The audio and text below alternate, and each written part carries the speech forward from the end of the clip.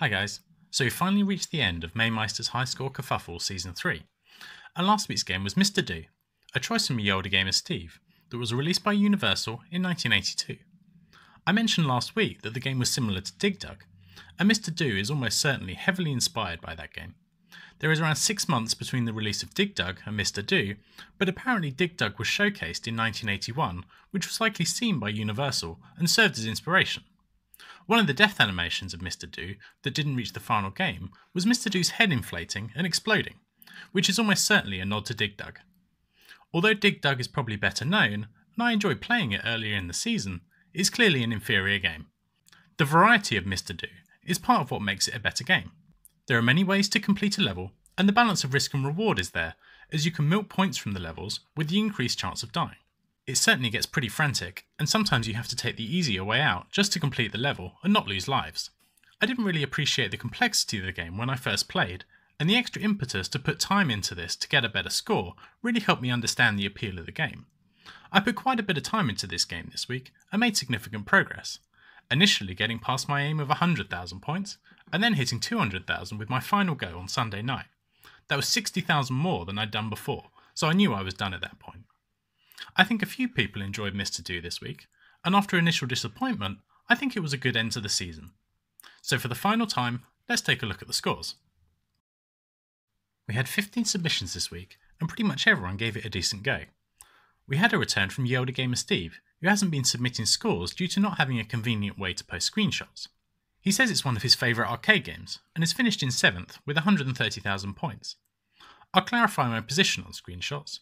Generally, unless you're in the top 3, a screenshot is a nice to have, but not essential, especially for regulars who I trust.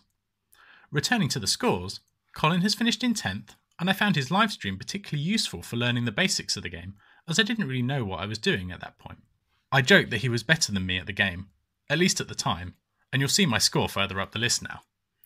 We've got Bob in 8th, which is his lowest position of the season. Check out Bob's latest video for the unusually stressful week he's had, so I'll let him off this time. In the battle for 4th, we've got Big Juffer down in 6th, meaning that'll be his finishing position overall. We've got a second best finish for Robert in 5th, after his 4th for Joust. Ian has finished in 4th, not managing to match his PB of close to 200,000. Tenshirus is in 3rd, with another good performance with 190,000 points. It looks like I'm taking the battle for 4th, with my best finish of the season, with 210,000 points.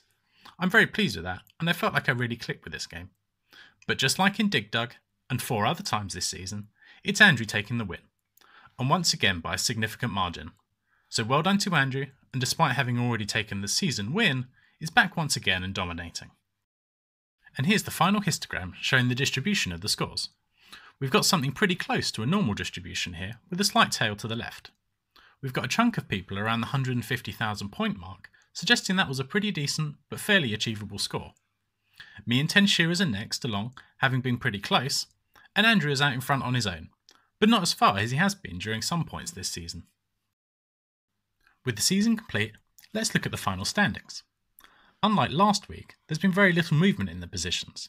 A nice score from Yelder Gamer Steve has moved him into 14th.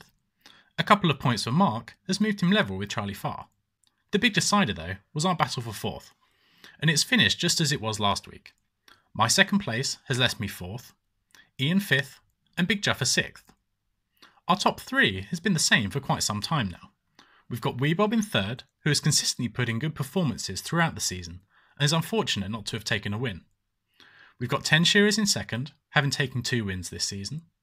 Early on he was trading wins with Andrew, but from around mid-season onwards, it was Andrew who pulled away.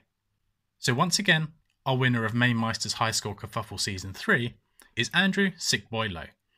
Next season, I expect Andrew to continue to do well, but the balance of games will change a little, so maybe we'll see a few changes in the ranking. I wonder if we'll see a few more appearances from Charlie Farr too. Now that we're done, I thought it would be good to do a little recap. We had 23 people taking part over the different games during the season, with 17 people scoring points. For this season, everyone put in game suggestions at the beginning, and we've been doing random selections each week. 5 of our selected games were only submitted by a single person, 3 by 2 people, 1 by 3, and 1 by 4, which was Asteroids Deluxe, our most popular game that came up. We had 15 people submit games, but only 9 had their games selected. Ian had the most games come up, and got more choices than you'd have expected at random.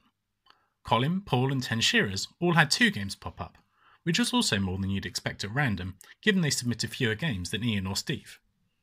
The 6 that didn't get any games were just unfortunate. Random selection will return, just not for next season, as I've got something different planned that you'll hear about next week. Regarding the games that we've had and people playing, our season opener Aliens was our most popular choice, with 19 people playing that week, closely followed by Asteroids Deluxe with 18. Choplifter and Joust were our least popular games, with only 12 people playing those weeks. For anyone who's taken part, what was your favourite game of the season? Post it in the comments below. I'll let you know what mine was and review the responses next week. So, for next week we're going to take a week off of the main competition, but there will still be a game to play. It was suggested we do a Champion's Choice, and so coming from Mr. Lowe is Star Force, released in 1984 by Takan, who now go by Tecmo. This is an early vertical scrolling shmup and familiar to me after one of my Instagram followers recommended it to me on the NES, which led me to try the arcade game. The story is pretty much non-existent. It could be renamed Generic Space Shooter, but back in 1984 there weren't many games of this type, and this one plays reasonably well. If you played a shmup before, you'll know what to do. Enemies appear on screen and you shoot them. Avoid them and their shots to avoid death. There are some power-ups, but not many. Gradius this certainly isn't, although I did read that this was applauded for its difficulty, so maybe it has that in common. At least that will keep playtime short. So hopefully a little generic space shooter can tide you over this week, before we kick things off proper next week. See you then.